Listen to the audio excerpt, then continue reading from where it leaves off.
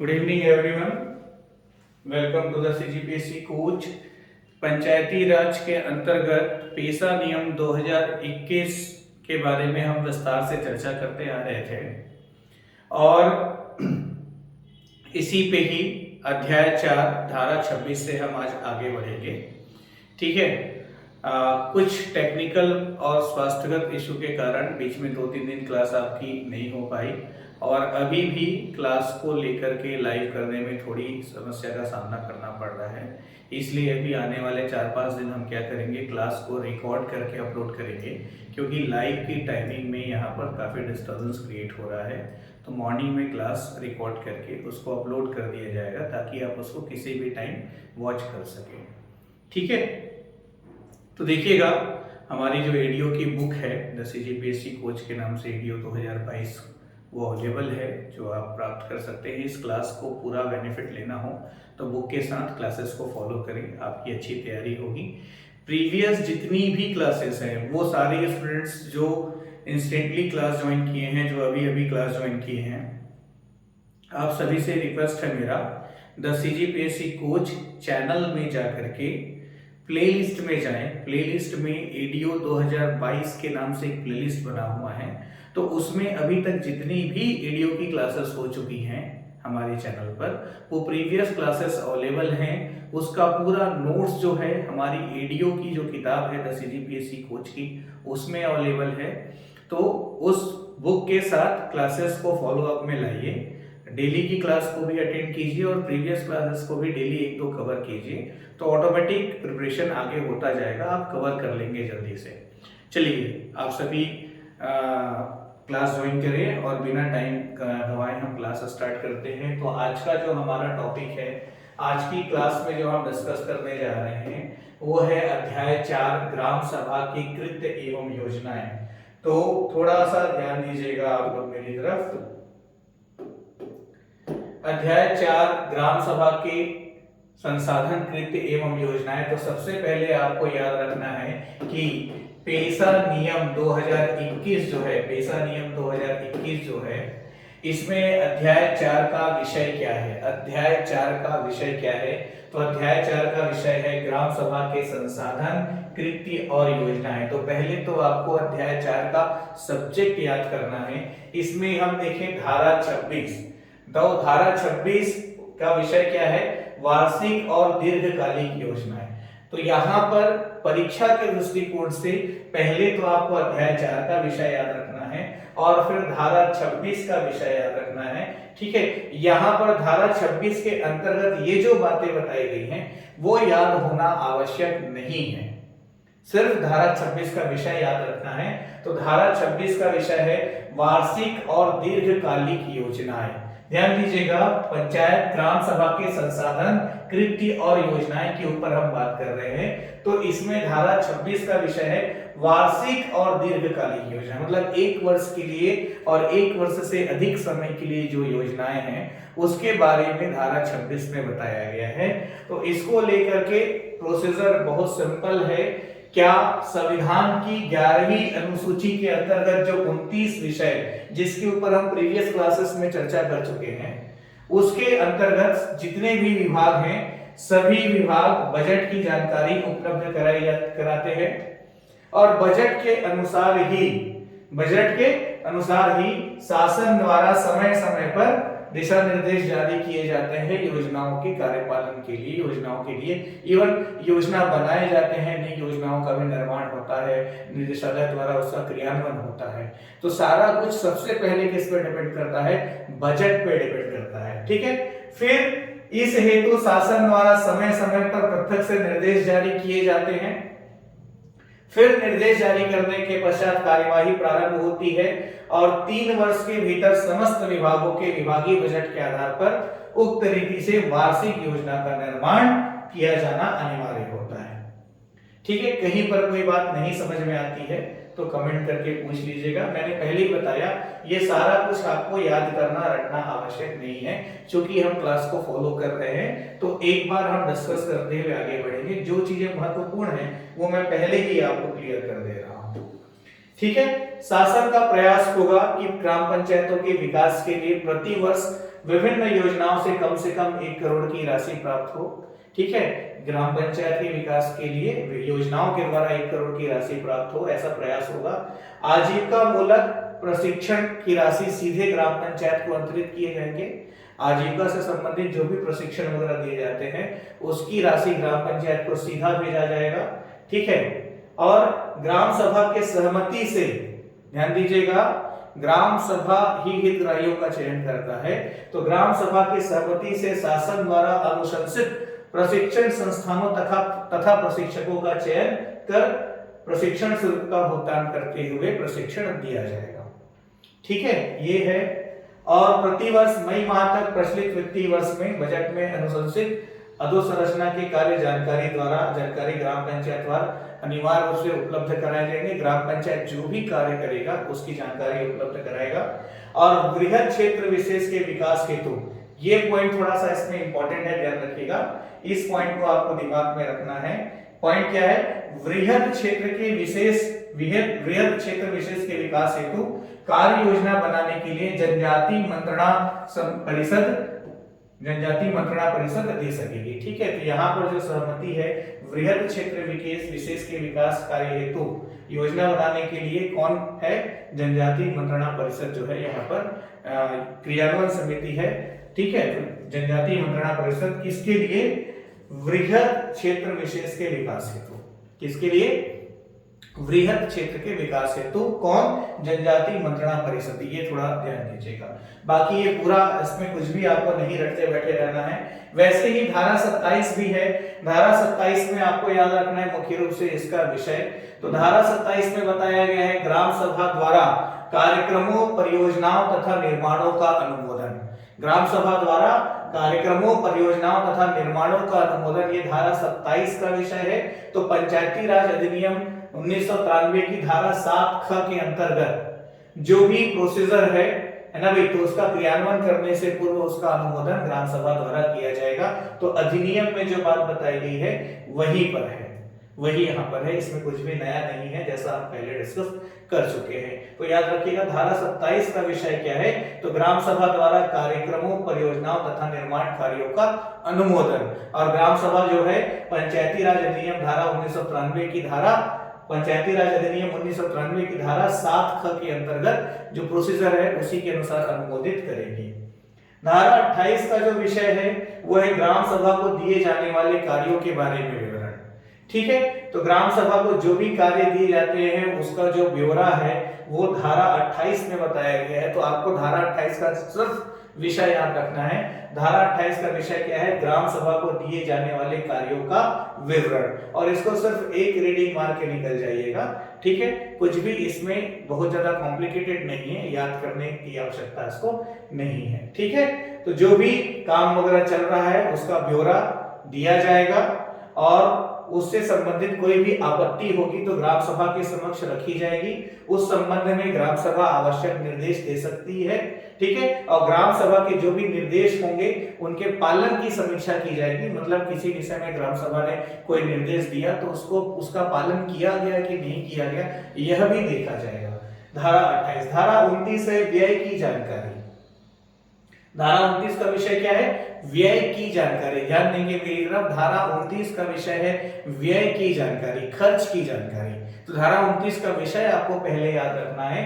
तो इसके अंतर्गत यह बताया गया है कि किसी भी विभाग द्वारा, किसी भी संस्था द्वारा ग्राम पंचायत में जो भी खर्च किया जाएगा उसके संबंध में ग्राम सभा को जानकारी देना अनिवार्य होगा।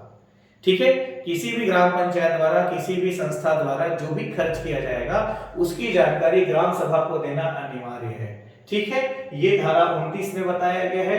धारा 30 के अंतर्गत स्थानीय योजनाओं, संसाधनों पर नियंत्रण के संबंध में ग्राम सभा की शक्ति को बताया गया है। तो धारा 30 का विषय पहले याद रखना है।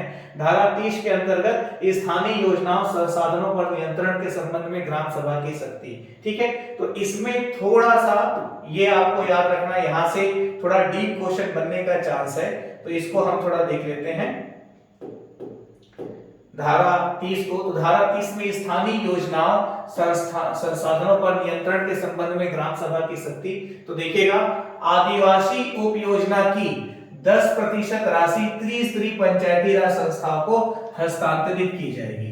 राज्य शासन स्तर पर जो भी आदिवासी उपयोजनाएं हैं उसकी 10% राशि जो है त्रिस्तरीय पंचायती राज संस्थाओं को हस्तांतरित की जाएगी। ऐसा राज्य शासन द्वारा बनाया हुआ प्रावधान है, जिसमें से 7% ग्राम पंचायतों को, जिसमें से 10% जो हस्तांतरित होगा है ना भाई, तो 7% सीधे ग्राम पंचायत को मिलेगा और 1.5% जनपद पंचायत को मिलेगा और 1.5% जिला पंचायत को मिलेगा। तो ये 1.5 मिलाकर 3 हुआ और 7 और 3 10 हुआ। तो जो 10% त्रिस्तरीय पंचायती राज को हस्तांतरित होगी किसकी, आदिवासी उपयोजना की, वो 3 भागों में डिवाइड हो गया। 7% ग्राम पंचायत को, 1.5% जनपद पंचायत को, 1.5% जिला पंचायत को। तो ये 10%, 7%, 1.5% को लेकर के प्रश्न बन सकता है, तो इसको थोड़ा सा ध्यान में रखना होगा। राशि का जो वितरण है वो जनसंख्या और भौगोलिक क्षेत्रफल के आधार पर होगा। तो कार्य योजना के लिए राशि का वितरण किस आधार पर होगा पूछा जाए, राशि वितरण का आधार क्या होगा, तो राशि वितरण का आधार होगा जनसंख्या और भौगोलिक क्षेत्रफल। जनसंख्या और भौगोलिक क्षेत्रफल कमेंट करके आप लोग मुझे बताएंगे, ठीक है। राशि के वितरण के लिए आधार क्या होगा, तो जनसंख्या और भौगोलिक क्षेत्रफल के आधार पर होगा, ये आपको याद रखना है यहाँ पर, ठीक है। तो ये वाला पॉइंट महत्वपूर्ण है, इसलिए मैंने इसको डिस्कस किया। इसके बाद देखेंगे धारा क्रमांक 31 जो है, ठीक है, कैंपा एवं डीएमएफ से प्राप्त राशि का 50% खनन प्रभावित पंचायत क्षेत्र में, 25% जनपद पंचायत में और 25% जिला पंचायत में व्यय किया जाएगा, ये बताया गया। तो ये भी थोड़ा ध्यान में रखना है। धारा 31 ग्राम सभा ग्राम पंचायत कोष, तो ये भी थोड़ा इंपॉर्टेंट है। तो इसमें देखिएगा धारा 31 का विषय क्या है, पहले तो याद होना चाहिए कि धारा 31 का विषय क्या है। तो धारा 31 का विषय है ग्राम सभा या ग्राम पंचायत कोष। तो इसके अंतर्गत देखिएगा प्रत्येक ग्राम पंचायत में 2 कोष होंगे, एक पंचायत निधि और दूसरा ग्राम सभा कोष। एक पंचायत निधि और दूसरा ग्राम सभा कोष। तो पंचायत निधि में क्या शामिल है, तो केंद्र एवं राज्य सरकार द्वारा जो भी राशि प्राप्त होगी वो पंचायत निधि में शामिल है। जो भी अनुदान मिलेगा या जिला पंचायत जनपद पंचायत से जो भी राशि प्राप्त होगी वह सब पंचायत निधि में शामिल है। आदिवासी उपयोजना के अंतर्गत जो भी राशि मिलेगी या ग्राम पंचायत को प्रदान की गई जो भी राशि है या फीस की जो भी राशि रखी जाएगी वह सब पंचायत निधि की कैटेगरी में आएगा। और ग्राम सभा कोष के लिए, प्रत्येक ग्राम सभा कोष के लिए पृथक पृथक संधारित की जाएगी, ठीक है। इसके लिए पृथक पृथक संधारित किया जाएगा। इसमें ग्राम सभा क्षेत्र में गौण खनिज मतलब जैसे रेती गिट्टी मुरुम मगरा हुआ, ठीक है, तो गौण खनिज की नीलामी की राशि को शामिल करेंगे। लघु वनोपज से जो प्राप्त रॉयल्टी है, जैसे आपका तेंदू पत्ता वगैरह सब हुआ, ये लघु वनोपज है, तो उनकी रॉयल्टी से जो राशि प्राप्त होगी या तालाब से या लीज पे तालाब को लीज पर देने से या जमीन को लीज पर देने से या ग्राम सभा द्वारा आरोपित जुर्माना या स्वयं के आय के स्रोत से प्राप्त जो भी राशि है वह सभी ग्राम सभा कोष में रखी जाएगी। तो यहाँ पर थोड़ा सा मेहनत आपको ये करना है कि पंचायत निधि के अंतर्गत कौन कौन सी राशि आएगी और ग्राम सभा कोष के अंतर्गत कौन कौन सी राशि आएगी, ये आपको मालूम होना चाहिए। धारा 31 ग्राम सभा तथा ग्राम पंचायत कोष ध्यान में रखना है आपको, ठीक है। यह जो भी राशि है उसके लिए बैंक खाते बैंक में या पोस्ट ऑफिस में खुलवाए जाएंगे और जो बैंक खातों का संचालन है वो ग्राम पंचायत सरपंच एवं ग्राम पंचायत सचिव द्वारा संयुक्त हस्ताक्षर से किया जाएगा। तो जो भी बैंक खाते का संचालन है उसमें 2 लोग इंपॉर्टेंट हो जाएंगे, कौन, एक ग्राम पंचायत का सरपंच और दूसरा ग्राम पंचायत का सचिव। ये मैं पहले भी आपको बता चुका हूं। पंचायत निधि से राशि आहरित हेतु ग्राम पंचायत के सदस्यों के बहुमत से संकल्प पारित होना चाहिए। पंचायत निधि से जो भी पैसा निकालना है उसके लिए जो ग्राम पंचायत के सदस्य हैं उनका बहुमत से संकल्प पारित होना आवश्यक है, आपको ध्यान में रखना होगा इसको। और ग्राम सभा से राशि आहरण हेतु, देखो ये पंचायत निधि था तो वैसे ही ग्राम सभा से राशि आहरण हेतु संबंधित ग्राम सभा के अनुमोदन से प्रस्ताव पारित होना चाहिए। संबंधित ग्राम सभा के अनुमोदन से प्रस्ताव पारित होना आवश्यक है। किसके लिए, ग्राम सभा के लिए। पंचायत निधि के लिए पंचायत के सदस्यों के बहुमत से संकल्प पारित होना आवश्यक है। फिर पंचायत निधि तथा ग्राम सभा कोष का लेखा छत्तीसगढ़ ग्राम पंचायत लेखा नियम 1999 के प्रावधानों के अनुसार पंचायत सचिव द्वारा रखा जाएगा। और नियमानुसार इनका अंकेक्षण किया जाएगा। ये सब कुछ धारा 31 में बताया गया है। तो धारा 31 थोड़ा महत्वपूर्ण है, इसको पूरा का पूरा आपको याद रखना है। फिर धारा 32 में हम देखें तो धारा 32 में है मानव संसाधन। धारा 32 में क्या है? तो धारा 32 में है मानव संसाधन। ठीक है, तो धारा 32 के अंतर्गत देखिएगा, धारा 32 का विषय है मानव संसाधन। तो यहाँ पर आपको मुख्य रूप से धारा 32 का जो विषय है वही याद रखना है। तो धारा 32 का विषय क्या है? तो धारा 32 का विषय है मानव संसाधन। ठीक है, इसके अंतर्गत देखिएगा, एक साल के भीतर शासन द्वारा ग्राम सभा एवं ग्राम पंचायत के सुचारू संचालन के लिए न्यूनतम अतिरिक्त 2 मानव संसाधन उपलब्ध कराया जाएगा। ठीक है, और ग्राम सभा अपने क्षेत्र में पंचायत राज संस्थाओं को प्रत्यायोजित 29 विषयों से संबंधित विभागों के मैदानी कर्मचारियों के कार्यों का पर्यवेक्षण करने में ग्राम सभा सक्षम होगी। तो पर्यवेक्षण या अंकेक्षण की जवाबदारी किसको दे दी गई? ग्राम सभा को दे दी गई। सुचारू रूप से संचालन के लिए 2 मानव संसाधन आपके हो गए।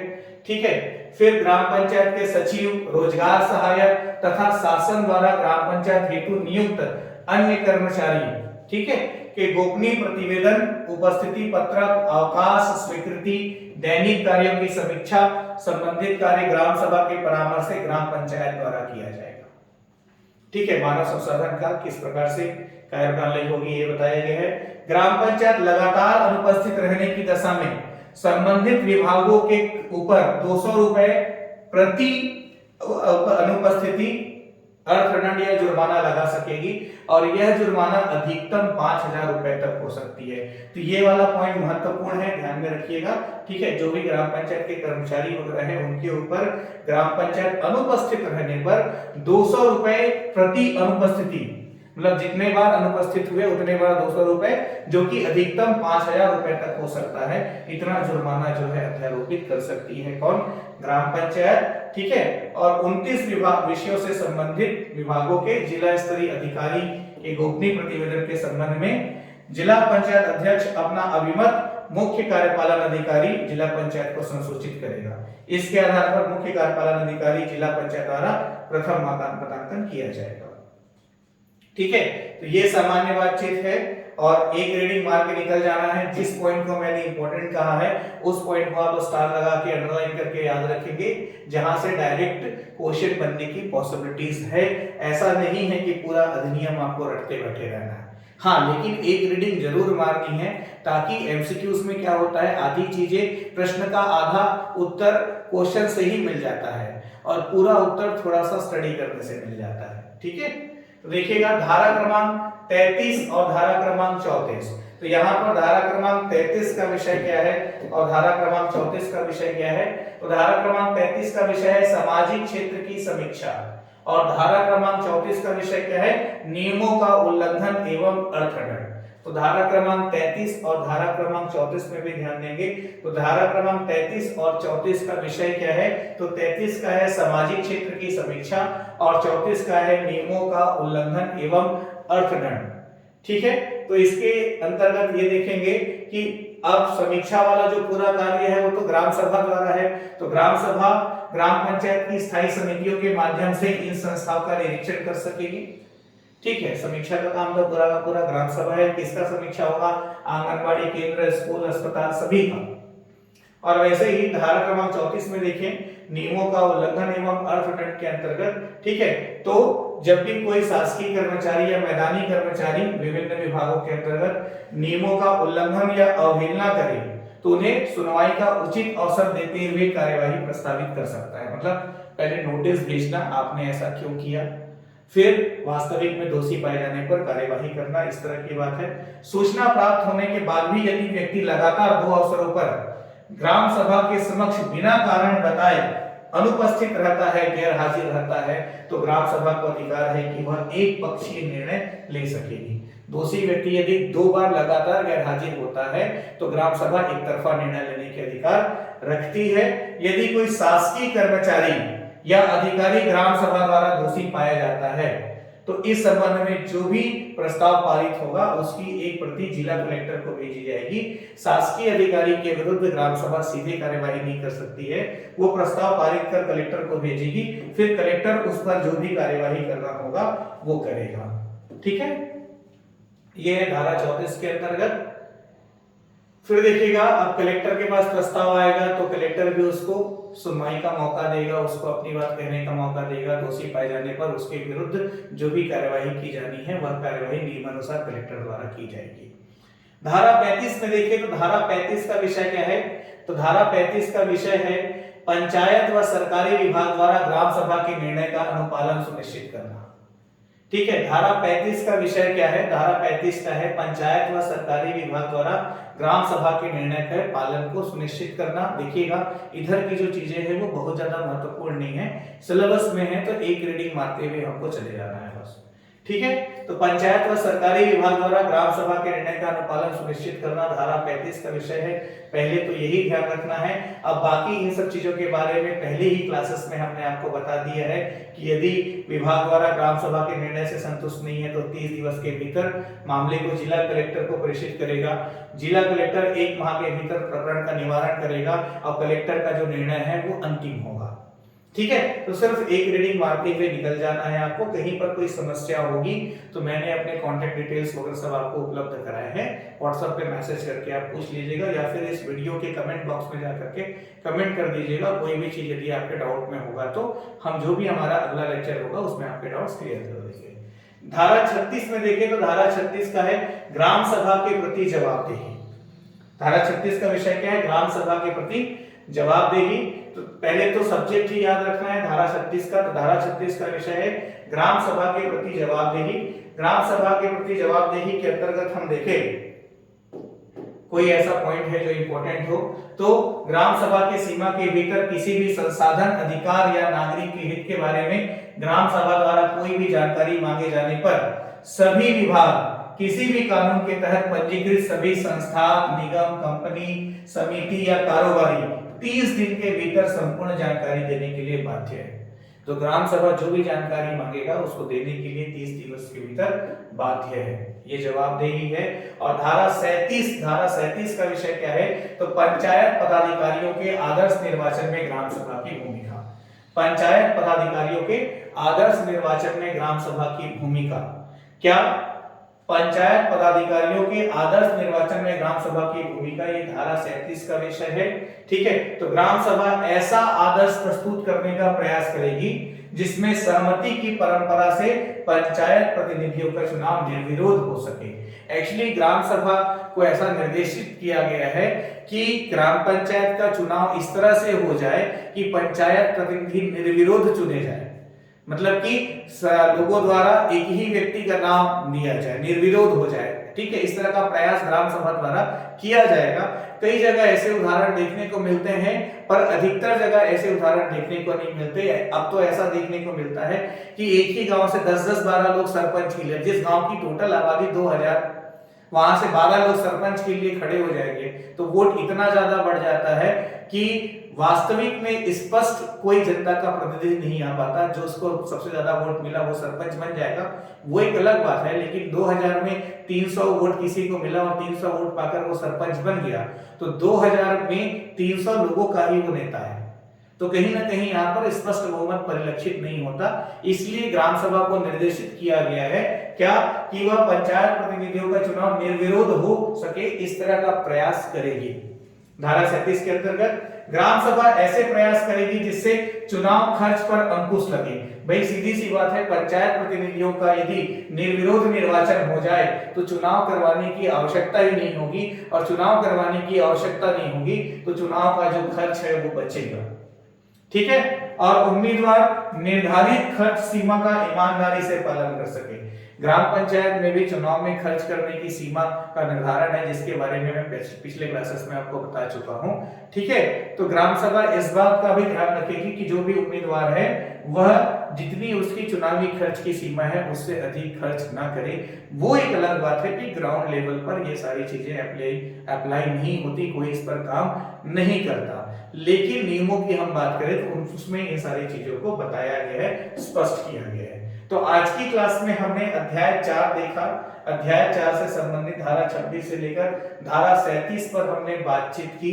आज का जो मेरा लेक्चर है वो काफी छोटा है समय के अभाव में, ठीक है। डिस्टर्बेंस पहले से ही क्रिएटेड है जिसकी वजह से क्लास डिस्टर्ब हो रही है ना भाई। तो रिलैक्स रहें, अगला जो क्लास होगा उसमें हम अध्याय 5 के ऊपर चर्चा करेंगे। अध्याय 5 का विषय है प्राकृतिक संसाधन, जल जंगल जमीन का प्रबंधन, पर्यवेक्षण और संवर्धन। तो अब एक क्लास और होगा हमारा, अगली एक क्लास में हमारा पेशा नियम 2021 समाप्त हो जाएगा और उसके बाद लगभग 2 और लंबी लंबी क्लासेस रिकॉर्ड करके मैं पंचायत से संबंधित जितनी भी योजनाएं हैं उसको कंप्लीट करूंगा ताकि हमारा पंचायती राज वाला पोर्शन कंप्लीट हो जाए, ठीक है। बीच में फिर से 2 दिन क्लास डिस्टर्ब हो गई, I am very sorry for that. लेकिन जिस भी तरह से है रिकॉर्ड करके क्लास अपलोड करके मैं जल्दी से जल्दी आप लोग की क्लासेस को कवर कर दूंगा, ठीक है। तो क्लास में बने रहें। कल की जो हमारी क्लास होगी, कल जो लेक्चर मैं अपलोड करूंगा उसमें अध्याय 5 प्राकृतिक संसाधन के ऊपर हम पूरा बात करेंगे और हमारा पेशा नियम 2021 समाप्त हो जाएगा। Wish you all the best, thank you very much.